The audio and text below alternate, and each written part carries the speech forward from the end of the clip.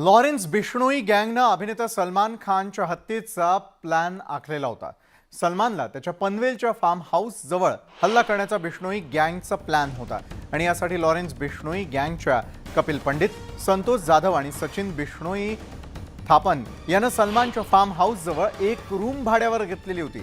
सलमानवरती हल्ला करण्यासाठी Lawrence बिश्नोईचे gangster पिस्तूल आणि हत्यारांसह या रूममध्ये उपस्थित होते। 2 वेळा सलमान खान पनवेलच्या फार्म हाऊसवरती आला देखील होता, मात्र बिश्नोई गँगचे गँगस्टर सलमानवरती हल्ला करू शकले नाहीत आणि त्यामुळे त्यांचा हा प्लॅन फसला।